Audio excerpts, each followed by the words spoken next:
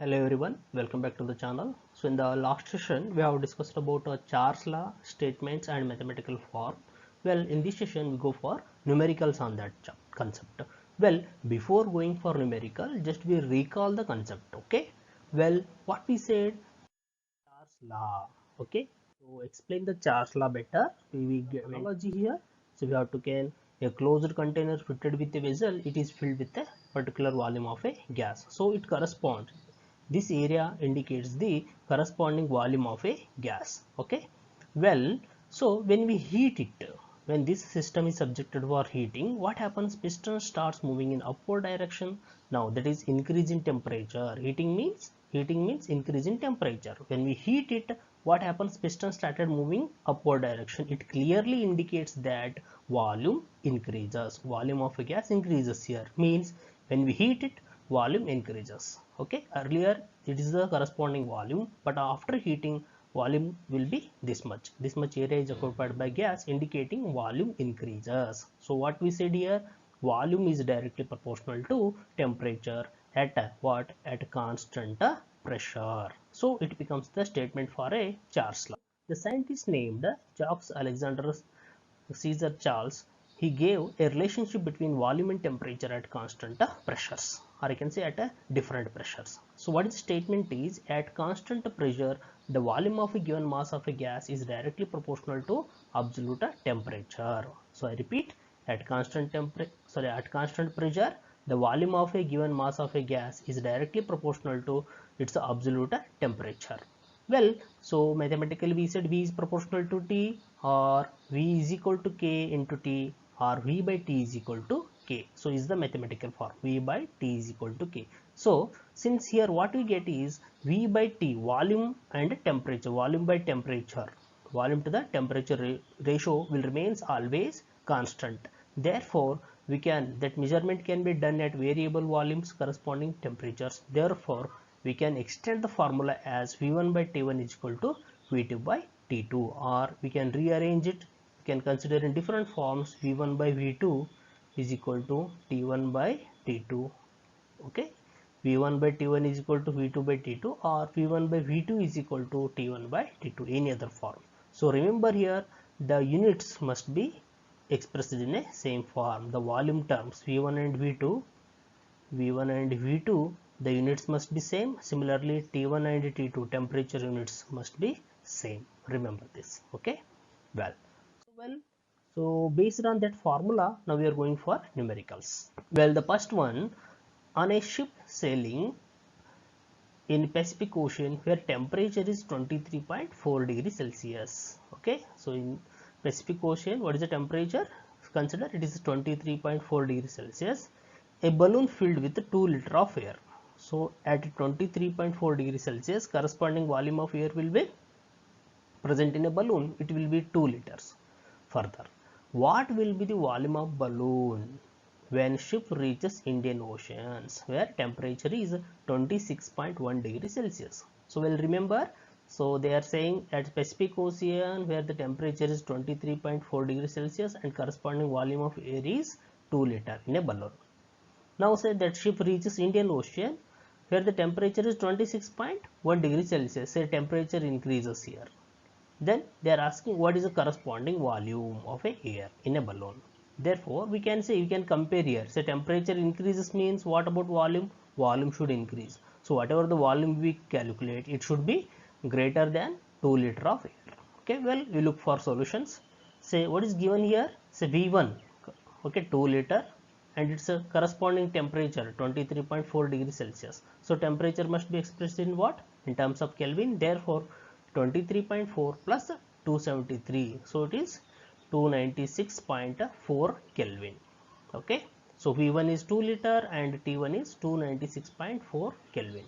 Then T2 they have given in Indian Ocean, say 26.1 degrees Celsius. So 26.1 plus 273, it will be 299.1 Kelvin. Okay, well, what they are asking, volume of a gas when that ship reaches Indian Ocean. So V2 we have to calculate. Well, according to Charles law, what we know, V1 by T1 is equal to V2 by T2, or V1 by V2 is equal to T1 by T2, any of the form we can consider.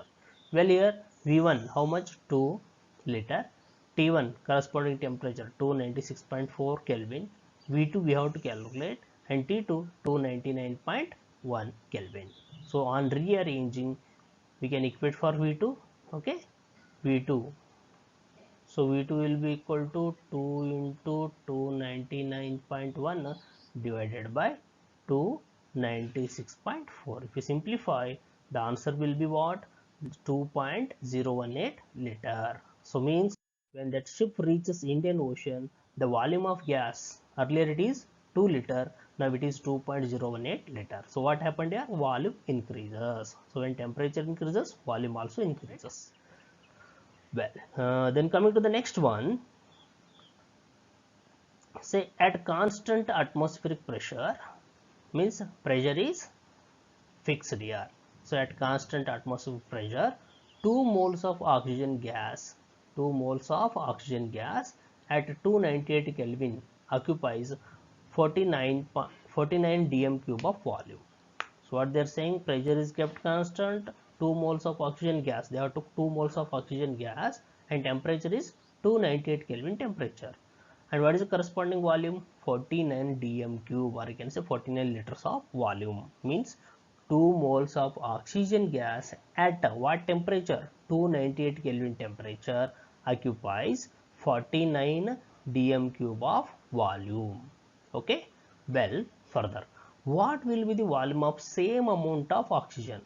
Again, two moles of oxygen only, but we have to find out its volume at what? At a 400 Kelvin temperature. So at 298, 49 dm cube, at 400 how much? Okay, well, so again what they are saying here, constant atmospheric pressure means we have to apply, okay, which law? Charles law itself. So V1 say 49 dm cube, T1 298 Kelvin, okay, T2 400 Kelvin. To find V2, again at same pressure they are saying, therefore we have to apply Charles law itself. Formula will be V1 by T1 is equal to V2 by T2. Okay, well, so according to Charles law, V1 by T1 is equal to V2 by T2. Therefore V2 we have to find out, right? V2 is equal to V1 into T1 divided by T1. If you cross multiply it, V1 T2 by T1, right? So substitute the values. Say for T2 how much? 400, V1 49 dm cube divided by T1 298 Kelvin. So if you simplify, V2 will be 65.77 dm cube. Okay, well, means the volume of oxygen gas, 2 moles of oxygen gas will be 65.77 dm cube, right?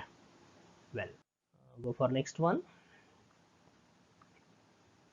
A flask has a volume of 0.25 dm cube, means there is a flask, okay, its volume is total volume of the flask is 0.25 dm cube. What volume of air will be displaced from the flask if it is heated from 300 Kelvin to 360 Kelvin temperature? Means there is a flask, okay, there is a flask, its total volume is how much? 0.25 dm cube. Okay, what volume of air will be displaced from the flask if it is heated from 300 Kelvin to 360 Kelvin temperature? Consider, so given V1 0.25 dm cube is the total volume at what temperature? At a 300 Kelvin temperature. Further, T2, when that flask is heated from 300 to 360 Kelvin temperature, so 360 Kelvin, to find volume of air displaced means we have to find out V2 minus V1, final volume minus initial volume. Okay, first we have to find out, okay, first we have to find out what? V2, then we go for volume of air displaced. The formula again, V1 by T1 is equal to V2 by T2, right? Well, so according to Charles law, formula V1 by T1 is equal to V2 by T2. V2 is equal to V1 into T2 divided by T1. So V1 how much? 0.25, T2 360, okay, T1, okay, 300 Kelvin. So if you simplify, V2 will be what? 0.3 dm cube. Okay, when temperature rises, total volume will be 0.3 dm cube. Now here we have to find out volume of the flask is 0.25 dm cube, that is V1. Okay, volume of air displaced means final how much, 0.3, initial 0.25, the difference gives the volume of air displaced. So V2 minus V1, 0.3 minus 0.25 will be equal to 0.05 dm cube. So here I can say volume of air displaced from the flask is 0.05 dm cube. Okay, well, got this.